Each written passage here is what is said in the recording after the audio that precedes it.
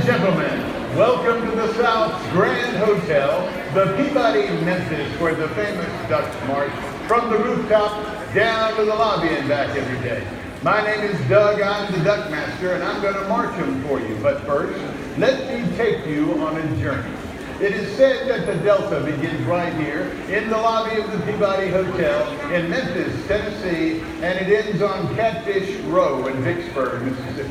They also say that this Peabody Hotel has 13 stories, and that's not true. It has thousands of stories. Stories of visiting presidents consecutively, from Harry S. Truman to George W. Bush, of diplomats and dignitaries and monarchs. Stories of the big bands of the 30s and 40s, broadcasting live from the historic Skyway Ballroom up on the rooftop, and stories of the king of rock and roll, but also of anniversaries celebrated and reunions visited, and through it all, the Peabody Ducks have marched. From the rooftop down to the lobby and back, and in so doing, they've woven the fabric which contains the names and the faces of the events that are the history of this hotel. It all started back in 1869 when Colonel Robert Brinkley realized his dream by opening a state-of-the-art hotel just 2 blocks from here in Monroe in Maine, called the Brinkley House. It was to set the tone for cuisine and luxury in the South. Unfortunately, the Colonel's good friend and investor, Mr. George Peabody, passed away over in London about the time that hotel opened, and they changed the name to the Peabody in his honor. It went along there some 55 years at that location, hosting such luminaries as Teddy Roosevelt, President McKinley, and then on September the 1st, 1925, the doors opened to this beautiful expanded facility we stand in today at the cost of some $5 million and a couple of years of construction. That's not the whole history of this hotel, folks.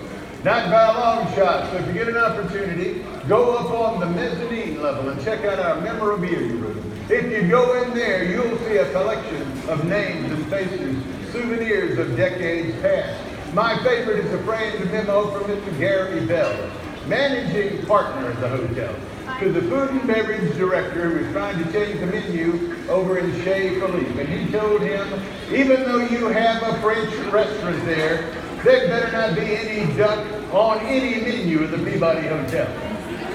The tradition of ducks in the Peabody goes back a long way. In fact, to 1933, when General Manager Frank Scott and his buddy Chip went on a cold duck hunt into the chilly backwaters of the Mississippi and Arkansas. They knew it was going to be a cold day, so they took along another companion just for encouragement, a certain Jack Daniels, otherwise known as fine Tennessee sipping whiskey. Well, after all, it was going to be cold. They needed a little encouragement, but as the day wore on, apparently they became a little over-encouraged. They began to feel it would be a funny idea to bring the live duck decoys, which were illegal in Arkansas in those days, back here and release them in the fountain, and they did. Then they went off to their rooms to sleep it off. Well, the next morning, Mr. Scott was a little concerned about the mayhem that might have been caused due to his misdeeds the night before. After all, he was the general manager. So he rushed down to the lobby and he found 2 surprises. Number one, the ducks were still here. They hadn't flown off to see Beale Street or to search for Justin Timberlake or Al Green or Bruno Mars. And number 2, a group of tourists and guests had gathered, and they were delighted by the frolicking ducks in the fountain of such a fine hotel. So of course, it was given a couple of reprieve, turned into an 86-year tradition. Well, in 1940, Edward Pembroke was hired to the hotel as a bellman, but he was a multi-talented individual. In another life, he'd been an animal trainer with Ringling Brothers, Barnum and Bailey Circus.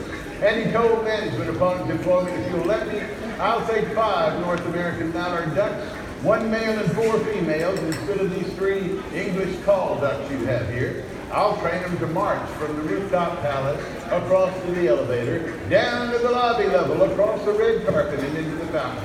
Every day at 11 o'clock, and at 5 o'clock, I'll march them back and put them to bed. Management didn't know what to think about that. They rolled their eyes, they looked at each other. They said, all right, Edward, give that a shot. See what you can do. And for 50 years, Mr. Pembroke guided Ducks from the rooftop down to the lobby, and in so doing, he became an ambassador of goodwill for the Peabody Hotel and for the city of Memphis. And he appeared in such venues as The Tonight Show with Johnny Carson, the Sesame Street program, where he and his ducks helped to celebrate National Rubber Ducky Day. They also did photo shoots in People and other magazines such as Sports Illustrated Swimsuit Edition, where the ducks discreetly showed very little leg. If I was a person like Mr. Pembroke, I would say that I've mastered what I've done. With you, management thought so, and so they bestowed upon Edward Pembroke the title Duck Master, the world's first duck master here at the Peabody Hotel. Well, he's no longer with us today, folks, but Mr. Pembroke's spirit remains here in this lobby. If you'll check out the southwest entrance when you leave, there's a framed picture of he and his beloved ducks looking down on our ceremony today. Well, that just about wraps it up, except for a duty and a privilege that I have to perform. From time to time, we encounter someone with such personality and such integrity and such people's skills, as well as skills with the duckies, and we have to offer them an opportunity to come and help us with our duties at the fountain. And today we have two such people. I want you to greet Miss Sarah Watson and Miss Brooklyn Watson. Come on up. Okay. These fine ladies have been chosen to be my honorary duck masters today. But before anything can be official, we must have a proclamation. Everyone knows that.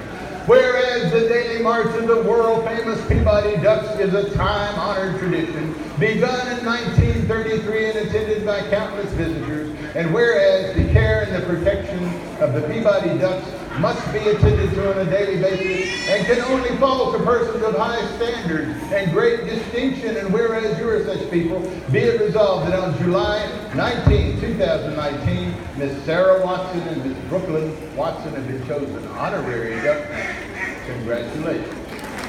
Now, in honor of this auspicious occasion, we have official Peabody rubber duckies to bestow. There you go. Now leave those over there and come back.